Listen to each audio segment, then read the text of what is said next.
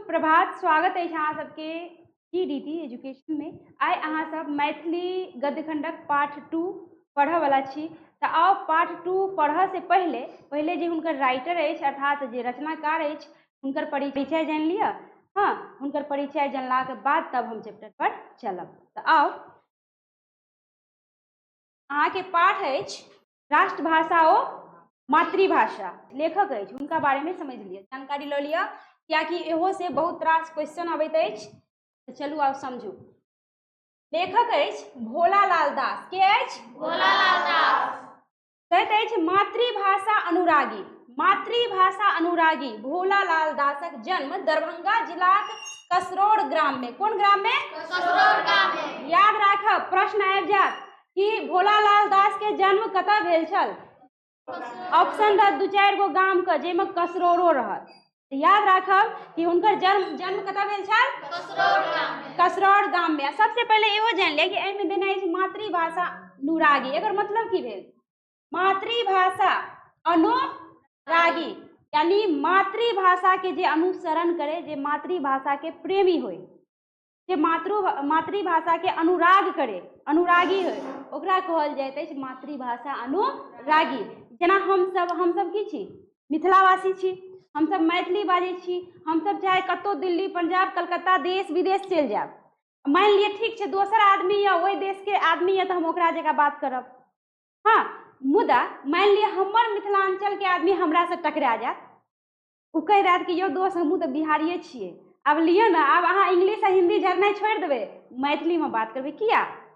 कियाकि हमरा सबके अपन मातृभाषा मैथिली से अत्यधिक प्रेम आ लगाव अछि। हमर जे मातृभाषा के मतलब भेल हमर जे जन्म होइत अछि, आ जन्म भेलाके बाद यानी जे हम पहिलुका भाषा सीखै छी, यानी हमर जन्म होइए तो घर में अहाँ मम्मी पापा दादा दादी से जे भाषा सीखै छी ओकरे कहल जाइत अछि मातृभाषा।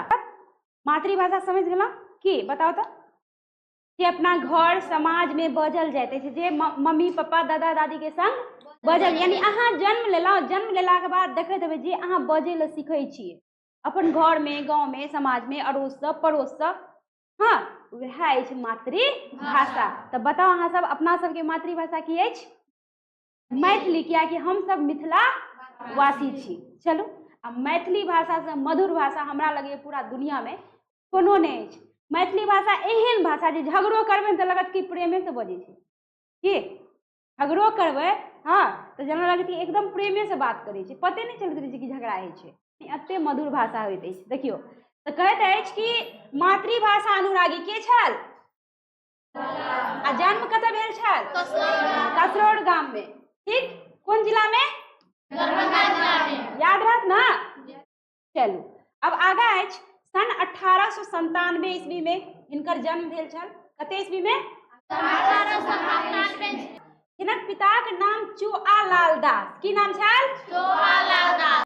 आगा अछि कहैत अछि कि माता के नाम सकलवती देवी। माता का नाम की छल? सकलवती देवी। हिनक प्राथमिक शिक्षा मातृक महिषी। हिनक प्राथमिक शिक्षा जे भेल छल मातृक में, महिषी में। हिनक मातृक मतलब बुझलौ? मातृक मतलब की? जी, नानी गाम। पैतृक मतलब की? दादी गाँव, यानी पप्पा के जे घर भेल। देखने हेबै पीछे अहाँ सब पढ़ने हेबै कि कतौ कतौ पैतृको लिखल रहे छल परिचय में। ई अछि मातृक, यानी अपन माँ के गाम में, यानी नानी गाम में। ठीक अछि? तो नानी गाम में हिनकर प्राथमिक शिक्षा भेल छल। कतऽ छल हिनक मातृक? महिषी। मैट्रिक परीक्षा प्रथम श्रेणी में उत्तीर्ण भेलाक बाद कौन श्रेणी में पास भेल छल? प्रथम श्रेणी, यानी फर्स्ट डिवीजन। ठीक अछि? फर्स्ट डिवीजन से ओ पास भेल छल। आ ओकरा बाद ओ टीएनवी कॉलेज भागलपुर, यानी ई टीएनवी कॉलेज जे अछि कतऽ अछि?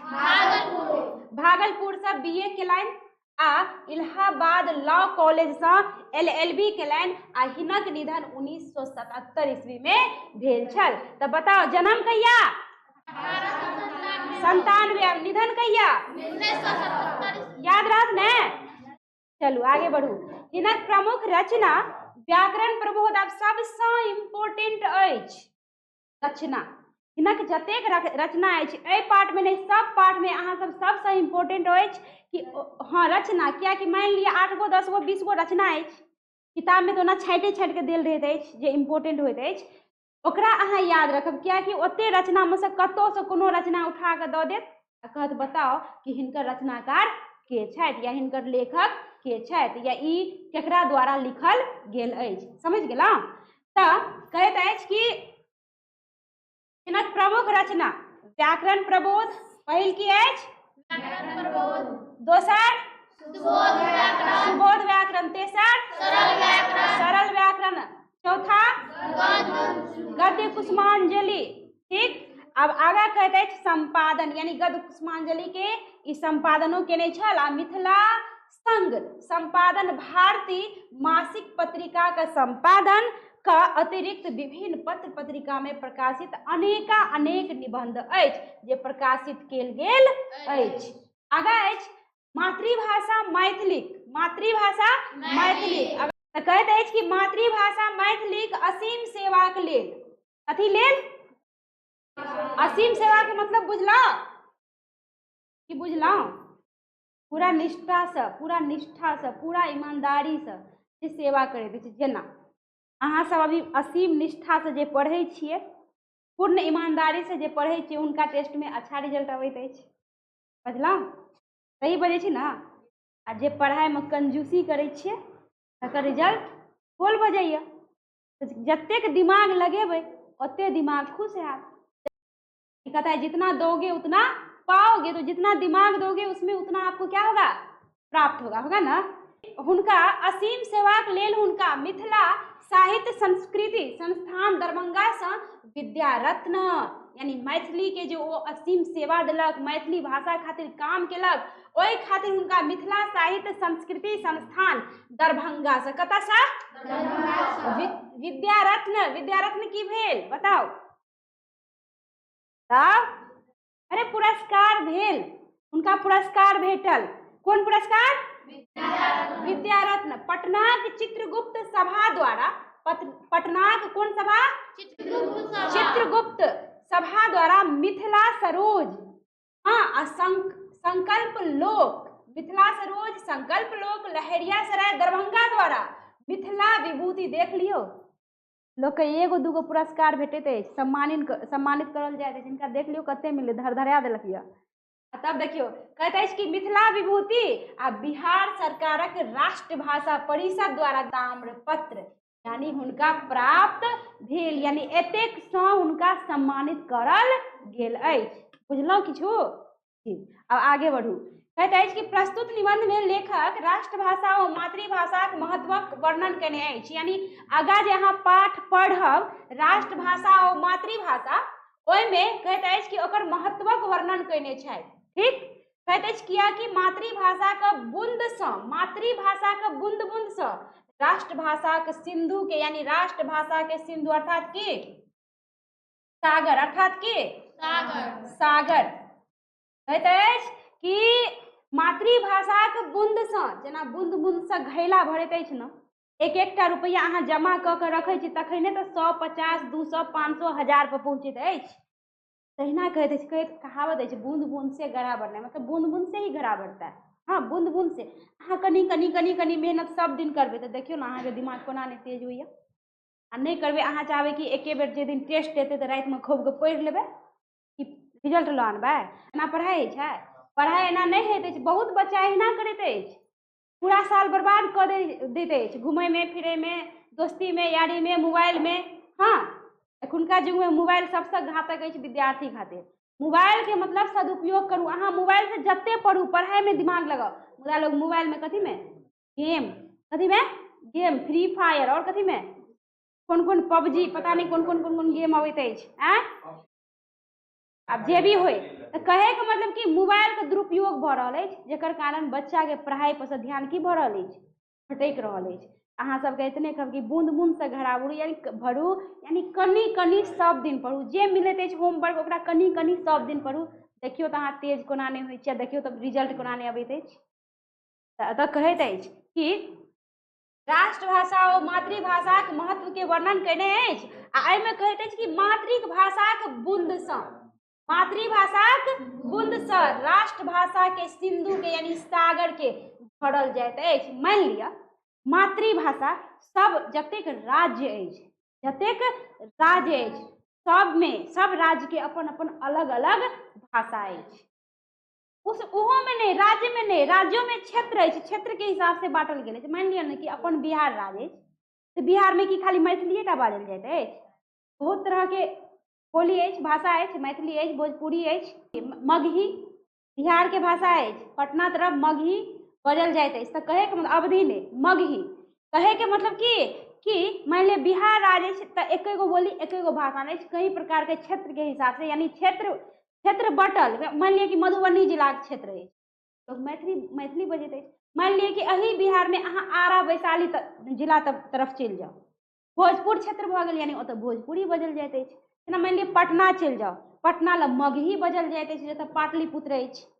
तो एहि तरह से क्षेत्र परिवर्तन होइत अछि तो भाषा बोली के की होइत अछि? परिवर्तन होइत अछि। आ वएह बोली भाषा से राष्ट्र के भाषा के समुद्र के सागर के भरल जाइत अछि। कतेक राज्य अछि अपना सबके? 28 राज्य में 28 राज्य के अपन अपन राजभाषा अछि। एहिमे अहाँ 3 गो चीज पढ़ब, मातृभाषा, राजभाषा आ राष्ट्रभाषा, तीनों में अंतर अछि। देखियौ तो कहैत अछि कि राष्ट्रभाषा और मातृभाषा के महत्व का वर्णन केने अछि आ कहैत अछि कि मातृभाषा के बूंद से राष्ट्रभाषा के सिंधु के यानी सागर के भरल जाइत अछि। भारत एक विशाल देश अछि ना?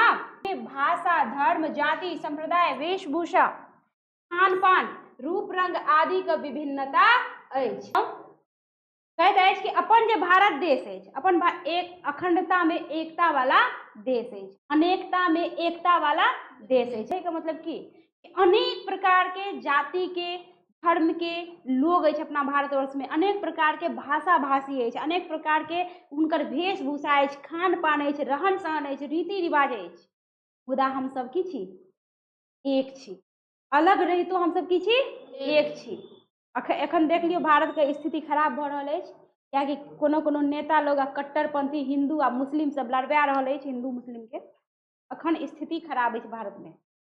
तो लेकिन खराब कहिया तक रहत? कियाकि सबके तो भारते में जकरा रहे के ये तो मिलजुल के तो रहे पड़त। कतनो अहाँ हिंदू कह लिया, कतनो अहाँ मुस्लिम कह लिया, सिख ईसाई कह लिया, रह तो पड़त अतै। जकरा हिंदुस्तान में रहे के मेल मिलाप से नहीं रहे के ये तो कतऽ चलि जाओ? कतऽ चलि जाओ? पाकिस्तान देश। कहैत अछि कि जाहिमे भाषा, धर्म यानी अनेक प्रकार के अछि ना, अनेक प्रकार के जाति, धर्म, संप्रदाय, भाषा भाषी, वेशभूषा, रीति रिवाज, पहनावा ओढ़ावा अनेक प्रकारक अछि, मुदा सब कियो एक छी। ताहि दुआरे भारत के अनेकता में एकता वाला देश कहल जाइत अछि। आगे कहैत अछि कि चाहे हुनक रंग रूप, खान पान, हाँ जाति धर्म अलग कियाक न है, हम एक छी। कहते अछि दक्षिण भारतीय तेलुगु, तमिल, कन्नड़ ओ मलयालम बजैत अछि। यानी दक्षिण भारत के लोग कोन कोन भाषा बजैत अछि? तेलुगु, तमिल, कन्नड़ ओ मलयालम कहैत अछि, बजैत अछि। तऽ उत्तर भारत में अपना सब उत्तर भारत के लोग छी।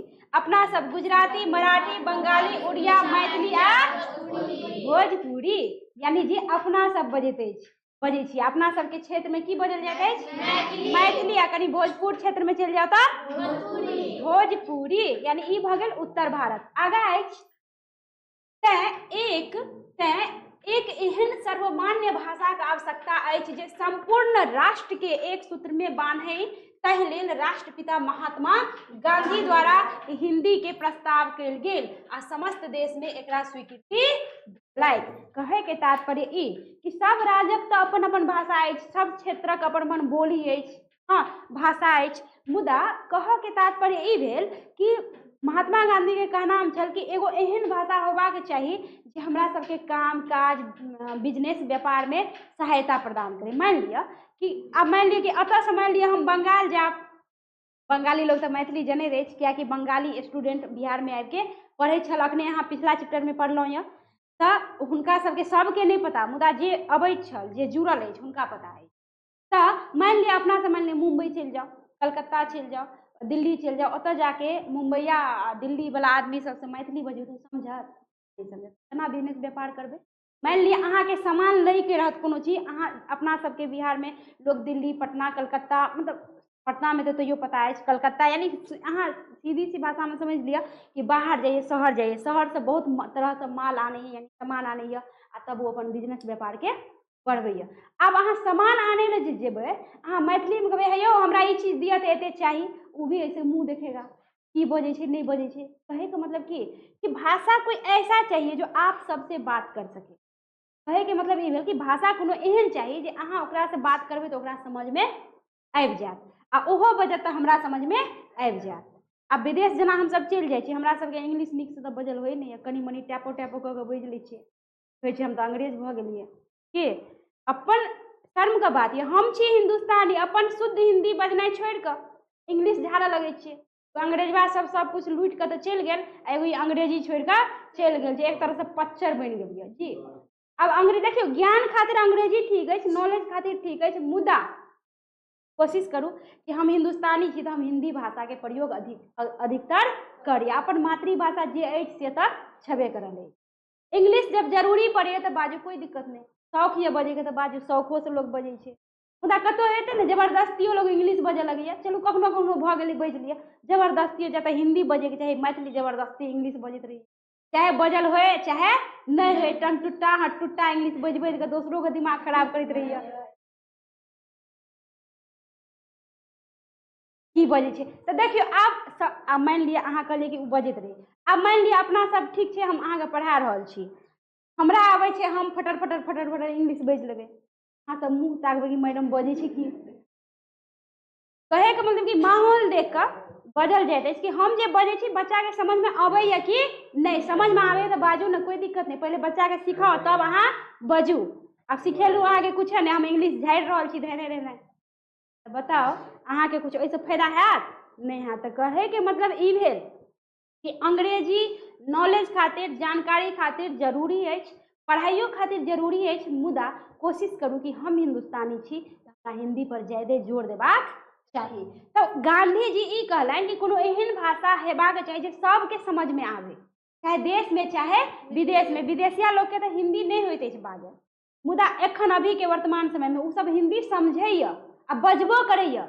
यानी हम ई कहे ला चाहे छी कि मैथिली सॉरी हिंदी उ सब बजल तो नहीं है, बहुत एहन बात है, बहुत एहन विदेशी लोग ये जो बजे ला सीख लेने, जेना हम सब इंग्लिश सीखे छी, बजबो करिए, हम बजे छी तो समझबो करिए। मान लिया अहाँ विदेश गेलौ, अहाँ के इंग्लिश बजल नहीं है या इंग्लिश समझ में नहीं आवे, तो अहाँ हिंदी में बात करू, उ समझत अहाँ के भाषा के, आ ओहो अहाँ संगे बजे का कोशिश करत। यानी एहन भाषा चाहिए कि अहाँ आपस में एक दूसरे के बात का समझ सकब। तो गांधी जी कहलक कि भाषा में कौन भाषा होबाक चाही, हिंदी। ई गांधी जी के प्रस्ताव छल क्या कि गांधी जी अटक से कटक आ कश्मीर से कन्याकुमारी धरि घुमला, परिभ्रमण केला। हाँ, एना बड़ा आश्चर्यचकित भऽ के देख रहल छियै मनीषा कुमारी जी, अटक से कटक आ कश्मीर से कन्याकुमारी तक घूमल पूरा, घूम के उ पता केलक कि कत्ता कोन भाषा बेसी बजल जाइए। जब उ घूमलक तो देखलक कि सबसे ज्यादा भाषा हिंदी के मतलब प्रयोग में आनल जाइत अछि, यानी सब हिंदी बजैत अछि। ताहि दुआरे उ कहलक कि हिंदी के अपन राष्ट्र भाषा बनावे के चाही, यानी प्रस्ताव देलक कि अपना देश में, भारत देश में हिंदी भाषा के राष्ट्र भाषा घोषित करल जाए। अब घोषित तो नहीं भेल, क्या कि अपना संविधान में राष्ट्रभाषा तो नहीं अछि, हाँ, मुदा राष्ट्रभाषा ई जे जेना अहाँ काम काज करै छै, जे भाषा के प्रयोग करै छै, जे अधिकतर लोग जे बजैया ओ राष्ट्रभाषा भऽ गेल। मुदा संविधान में कोनो राष्ट्रभाषा एखन तक, हाँ, राजभाषा अछि कि जतेक राज्य अछि प्रत्येक राज्य में अपन अपन भाषा अछि, जैसे सरकारी काम काज कार्यालय में काम काज होइत अछि, मुदा राष्ट्रभाषा एखन तक नहीं अछि। तैयो हमसब हिंदी के मान के चलै छी, हिंदी अपना सबके राष्ट्रभाषा अछि। कहैत अछि कि गांधी जी जे अछि कि उ प्रस्ताव देलनि कि कोन भाषा होबाक चाही, हिंदी। कहैत अछि आज समस्त देश में एकरा स्वीकृति भेटलै, समस्त देश में, समस्त देश स्वीकार केलक कि ठीक छै हिंदी भाषा एहन रह दियो जैसे अपन कार्य व्यापार सब कुछ हैत। पूरा देश यानी समस्त देश में एकरा की मिलल, स्वीकृति भेटलै। मुदा नेना के त्रिभाषा फॉर्मूला, अब त्रिभाषा फॉर्मूला की अछि अहाँ पाठ नहीं पढ़ब, त्रिभाषा फॉर्मूला के की मतलब भेल कि त्रिभाषा के नियम के अछि, फॉर्मूला की अछि, फॉर्मूला पढ़े फॉर्मूला की अछि कहैत अछि कि अनुसार त्रिभाषा फॉर्मूलाक अनुसार प्राथमिक शिक्षा अपन मातृभाषा में प्राप्त करब आवश्यक, ठीक, जाहिसँ ओकर आंतरिक प्रतिभाक समुचित विकास भऽ सकै। वस्तुतः मातृभाषा आ राष्ट्रभाषा एक दोसराक पूरक अछि, यानी मातृभाषा आ राष्ट्रभाषा एक दूसरा के की अछि, पूरक अछि, यानी दुनू भाषा अछि तबे हम एक दोसर से बातचीत कऽ सकै छी, कोनो काम कऽ सकै छी। तऽ एहि तरहसँ ई मतलब एक दोसर के की अछि, पूरक अछि। अहाँ सब हमरा विश्वास अछि कि परिचय अहाँ सब बड़ा नीक जकाँ बुझि गेल हैब, समझि गेल हैब। बुझि जाइ छियै, नीक लगैत अछि अगर तऽ लाइक कऽ दियौ, कमेंट कऽ के कमेंटमे किछु लिखू, कियाकि अहाँके कमेंट, अहाँ जे कमेंट करै छियै तऽ हमरा सुझाव भेटैत अछि आ हम कोशिश करै छी कि और बढ़िआँसँ हम अहाँ सबक सामने समक्ष प्रस्तुत करी। ताहि दुआरे लाइक कमेंट शेयर करू, चैनल के सब्सक्राइब सेहो करू। जे हमरा चैनल से पहिल बेर जुड़लहुँ यऽ, यानी जे देख रहल छी, हुनका हम इएह कहब कि सब्सक्राइब करू, कियाकि एहिके बाद जे हम पाठ लऽ के आयब तऽ अहाँ चैनल सब्सक्राइब करबै तखने अहाँ अगिला पाठ पढ़ब। तऽ मिलै छी हम नेक्स्ट वीडियो में। धन्यवाद।